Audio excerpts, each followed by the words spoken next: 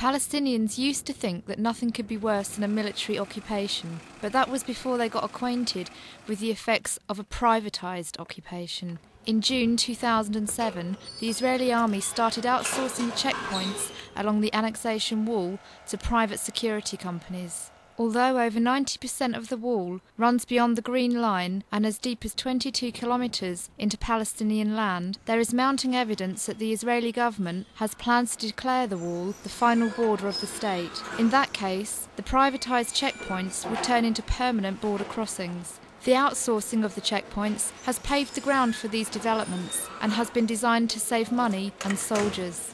It was too much of an expensive. I don't just mean in money, in manpower, in the damage it does to the soldiers. They don't care about the Palestinians. They really don't. They don't think about the Palestinians. They think about the soldiers. And they need the soldiers now to make another war with Iran or with Gaza or with who knows who. Mahsom Watch is an Israeli grassroots organisation devoted to monitoring human rights violations at the checkpoints. Since their privatisation, the activists from Mahsom Watch have been prevented from entering those checkpoints manned by the security companies. If they had nothing to hide, then they wouldn't prevent us. Why are they hiding there? What's happening there that we are not allowed to see?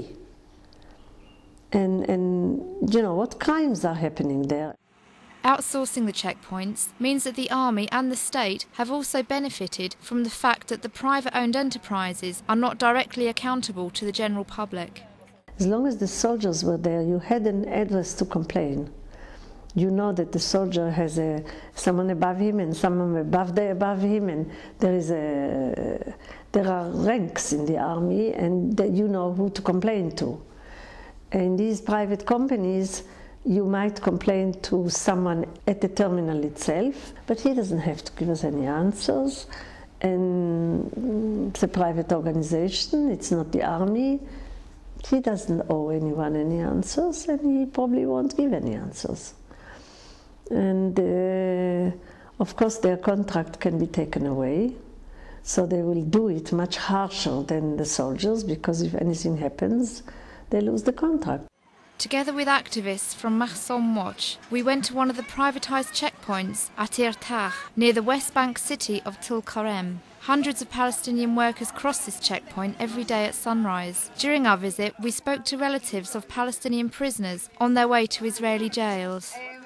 المشاكل بوقفونا بفتشونا بنرفع ايدينا زي هيك بفتشونا كل جسمنا وبفوتونا على الغرف بنقعد فيها ربع ساعة أو نص ساعة بعدين بيطلعونا برا، واللي معاه بنات من سن 17 لسن 30 هذول بفوتوهم على الغرف يحكوا مع يظلهم ساعة، أيام ساعتين، أيام ساعة ونص. قبل أحسن، قبل التعامل أحسن، لأنهم كانوا بسرعة يعني نروح ونزور ما نطولش. وسطهم مترترين مطار معكفين مطار. زي كل ما شيء مسافرين زي ما שאנחנו יודעים, زي ما שהם מספרים כאילו. שקשה להם פה, קשה להם עם החברה הזאת. הם אומרים שעם החיילים יותר נוח להם אפילו.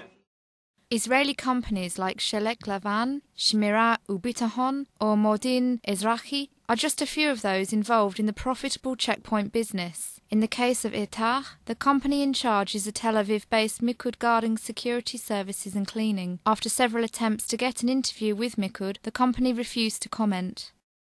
These security companies that you see also around Israel in shops and canyons and shopping malls and other places.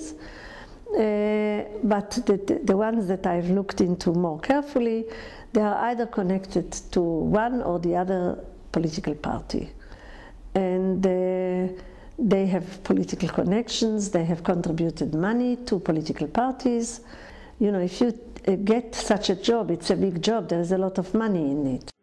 Palestinians crossing the checkpoints have almost come to yearn for the return of the soldiers, while the army claims that privatised checkpoints are more humane and will give a better service to their unwilling customers. But in the discussion of which kind of checkpoint is better, or indeed less bad, the main question, should these checkpoints exist in the first place, easily gets lost.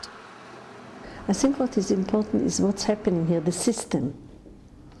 the general idea. This is, the army always tries, or the government, the Israeli government always tries to tell you that we are the most moral country that there is.